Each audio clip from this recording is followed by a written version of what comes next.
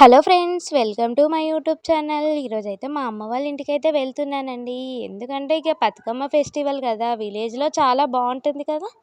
అందుకోసం మా అమ్మ వాళ్ళ ఇంటికైతే వెళ్తున్నానండి. ఇది వచ్చేసి నర్సంపేట అండి. ఇప్పుడైతే మా విలేజ్కి వెళ్ళాలంటే చాలా కష్టం అండి, ఎందుకంటే ఆటోస్ దొరకవు సరిగ్గా.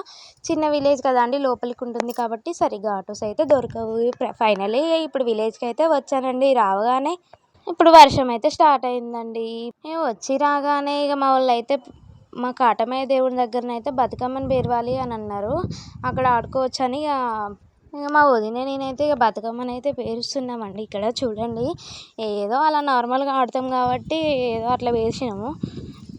అదే సర్దుల రోజు అయితే బాగా పేరుస్తాం కదండి. ఇప్పుడైతే నార్మల్గా విలేజ్లో చాలా పూలు దొరుకుతాయి కదండి, అలా నార్మల్గా పేర్చుకొని అయితే ఇప్పుడు గుడికి అయితే వచ్చామండి. ఇక గుడికి రాగానే ఇక్కడ మా దేవునికి అయితే ఇప్పుడు పూజ అయితే చేస్తున్నామండి. ఇప్పుడు పూజ చేయంగానే ఇక ఇప్పుడు ఏముంటుంది, ఆడవాళ్ళందరూ ఇక ఎగురుడే. చూడండి, ఇక ఇక్కడ బతుకమ్మలను అయితే మధ్యలో పెట్టి ఇక మంచిగా డ్యాన్స్లు అయితే చేసామండి. చాలా బాగా అనిపించింది. మీ సద్దుల బతుకమ్మ 2 డేస్ ఉన్నదనంగా ఇలా ఈ ప్రోగ్రామ్ అయితే పెట్టుకున్నామండి. ఎంత బాగా డ్యాన్స్ చేస్తున్నారో చూడండి. ఏ సాంగ్స్ పెడితే ఆ సాంగ్స్కి.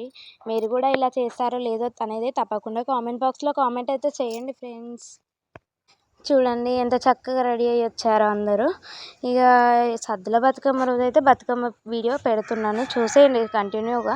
ఇదైతే సద్దుల బతుకమ్మ రోజు అండి. ఇప్పుడు అయితే బతుకమ్మని అయితే పేరుస్తున్నాను. ముందుగానైతే పసుపు కుంకుమ వేసి ఇప్పుడైతే బతుకమ్మని స్టార్ట్ చేస్తున్నాను. నా బతుకమ్మ ఎలా వచ్చిందో తప్పకుండా కామెంట్ బాక్స్లో కామెంట్ అయితే చేయండి ఫ్రెండ్స్. ఇలా మంచిగా తంగేడు పువ్వు అయితే విలేజ్లో చాలా దొరుకుతుంది కదా. మా ఇంటి దగ్గరనైతే 2 చెట్లు ఉన్నాయండి. అందుకోసం తంగేడు పువ్వు ఎలా పెడితే ఎలా ఉందో చూడండి బతుకమ్మ అయితే. నాకైతే బతుకమ్మ చాలా బాగా నచ్చింది.